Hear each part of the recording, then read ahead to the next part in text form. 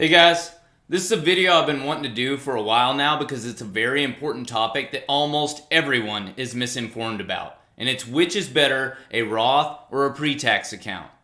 Now, before we begin, a quick disclaimer, I am not a tax or a financial expert. I'm just a guy that sifted through all the misinformation and straight up bullshit on the internet, and there's a lot of it, and I want to pass on what I've learned. So let's dive in. So which is best, a Roth or a pre-tax account? Here's the simplest definition of each of them that you'll ever find. A Roth is an account where you're taxed once now and never again. So you are taxed when you contribute to the account, and you will never be taxed again, even on capital gains.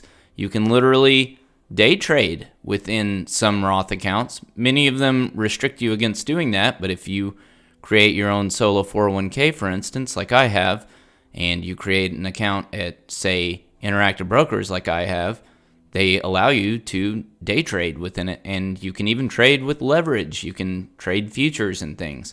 And none of the gains that you make on that are ever going to be taxed because it's in a Roth account. It's taxed once when you contribute and never again. A pre-tax account is not taxed when you contribute. It's taxed once later and never again. So you notice that each of the retirement accounts are taxed once. It's just a question of whether they're taxed now or later. And you've probably heard that before. That's not surprising to you. But you don't understand the math because people have overcomplicated it, and people who aren't good at math tried to explain it to you. I'm going to explain it to you in a moment. But first, I want to point out the difference between the retirement accounts and a normal non-retirement brokerage account. So if you have money in just a non-retirement brokerage account, you're taxed when you're paid from your employer and you deposit it into your brokerage account. You get taxed, obviously, when you're paid by your employer. So all of that money is after-tax money. But then you're also taxed every single year afterwards on all your capital gains. Not on the principal, but on any capital gains you make on that, you're going to be taxed capital gains tax. And if you're like me, a day trader, then you're going to be taxed at the short-term capital gains tax, which is essentially your income tax bracket. So, if you're 25% income tax bracket, you make a decent amount of money and you're 25%, then 25% of your capital gains, you'll be taxed at that short-term capital gains rate, and 25% of your earnings are going to be taken every year. So let's go through an example. Okay, so this is a 2-year example, and I've made the tax rate 50% just to make the math easy. So we're going to say that the tax rate is 50%, and the capital gains return you get is 10% each year, annually.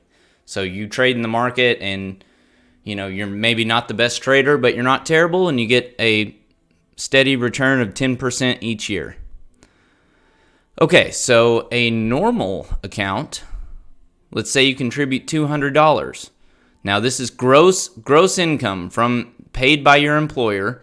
So first you have to pay taxes on that, and at a tax rate of 50%, that's going to take $100.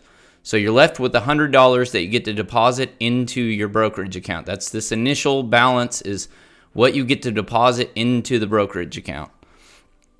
And then you make, after year one, you make $10 of capital gains because you're making a 10% return on $100. And then the government's going to take half of that because the tax rate is 50%. Now, I'm assuming that the income tax rate is 50%, and I'm assuming also that the capital gains tax rate is 50%. And like I said, if you're a short-term trader, it's more or less true that the income tax rate is going to be the short-term capital gains tax rate.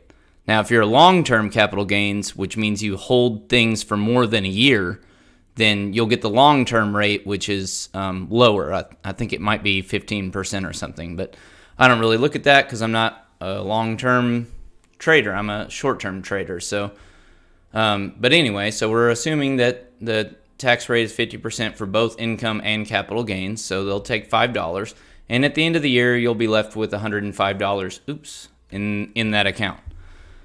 And then year two, you've got $105 in there and you make 10%. So, move the decimal over 1. So you make $10.50.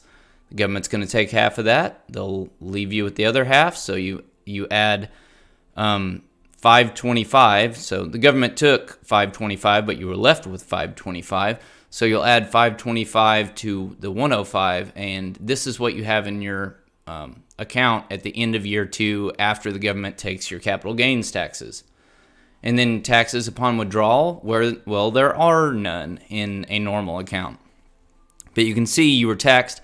I've highlighted in yellow when you were taxed. And you can see you were taxed 3 times, and a cursory glance at the other 2 rows shows that the retirement accounts are each taxed 1 time. Okay, so let's go through the Roth. So you start with $200 in gross income paid by your employer, and then the government takes $100 of that, because a Roth means you're taxed now, on when you contribute. So you're left with $100 after you've paid your taxes. Okay, so the capital gains return that you get is 10%, so you'll get $10 from that 100, and you don't pay any capital gains because you've already paid your taxes. So you get to keep every bit of your capital gains in this Roth account, which is why I love them. So at the end of year 1, you got $110, and then year 2, you get 10% of 110, which you move the decimal place over 1, and you get $11, and you again don't pay capital gains, so that adds on top, and you get $121 in your Roth account at the end of year 2, and then you don't pay any taxes upon withdrawal, so you got $121, and that's all your money. You get to withdraw it when you're old, and you can spend it on whatever you want, and you're not going to pay a nickel of taxes on it, regardless of what your future tax rate is, or how Congress changes taxes when the debt crisis hits and all of that. So I'll get into that in a moment, but let's go over pre-tax. So you start with $200. You don't pay taxes because a pre-tax account pays taxes once later, whereas a Roth pays them once now. So you don't pay taxes, so all of that $200 gets into your account. And this is where you've been misinformed. People think, oh, well, you got this more money to work with, so you're going to end up with more in the end because you get capital gains on that. And look at these capital gains. You get 10% of capital gains after the first year. You got $20. The Roth account only got 10, so this looks way better so far. And then you don't pay capital gains, so you got $220 after the end of year 1. And then after year 2, you get another $22. You move the decimal place over 1, and you make $22, 10% of 220. You get to keep all of that money in there. And so at the end of year 2, you have $242. You got twice as much as the Roth account. It's way better, right? But nope, because upon withdrawal, you have to pay that 50% tax rate. And look what happens. You end up with the exact same amount as the Roth. This is where you've been misinformed. You've been told that they're somehow different, and they're not. They are not. The thing that makes them different, so let's go on to the next slide. And let me just point this out for the math people out here. So the Roth was, the Roth, you can see that you pay the tax first, and then you make your capital gains. And so this is kind of the mathematical formula for it. And you can see I worked it out here. You take that $200, you pay half in taxes, but you get to keep half, and then you make 10% for 2 years. That's what this equation says. And that ends up equaling $121. Well, the other equation is exactly the same, actually. It's just instead of the 1 minus r, the tax rate being in front, it's in the back. But multiplication is commutative, people, and apparently the people who have misinformed you about this don't understand that. But yeah, it's commutative. So when you multiply these things together, they equal the same thing. So now, the only way that they equal the same thing is we're assuming the tax rate now is the same as the tax rate later.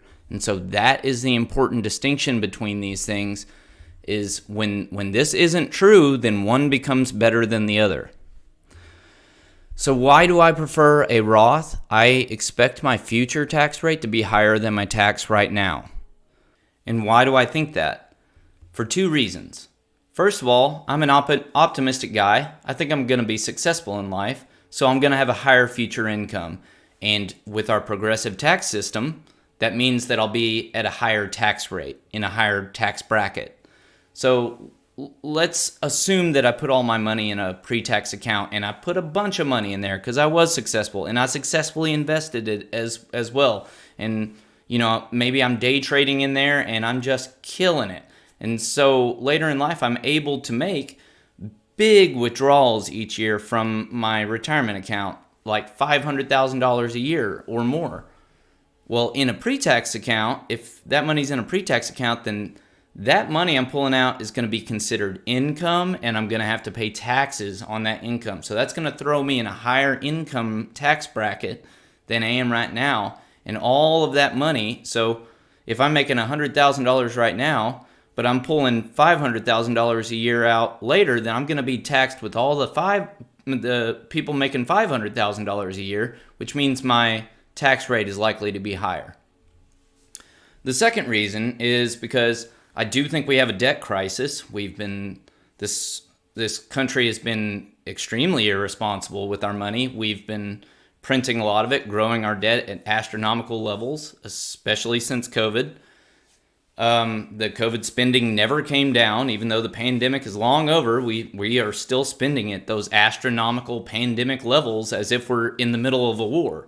And I don't know that that's going to change anytime soon, because anytime someone tries to cut the budget, people start screaming about Social Security and Medicare and things. So we might not even be able to cut the budget by very much, which means this debt crisis is going to continue, likely.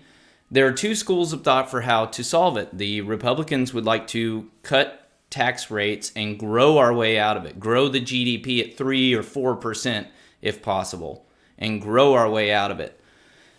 The other way is, the Democrat way, is to increase taxes, tax the billionaires and the evil people who own businesses. So as a hedge against that, I don't know who's going to win that battle. I hope that the Republicans win personally.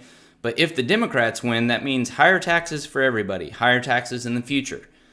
And as a hedge against that possibility of the Democrats winning and driving up tax rates, I'm going to put my money in a Roth now, so that if the Democrats do win and try to tax those people withdrawing $500,000 a year from their pre-tax account, I won't have to worry about that because all my money's in a Roth and I've already paid my taxes.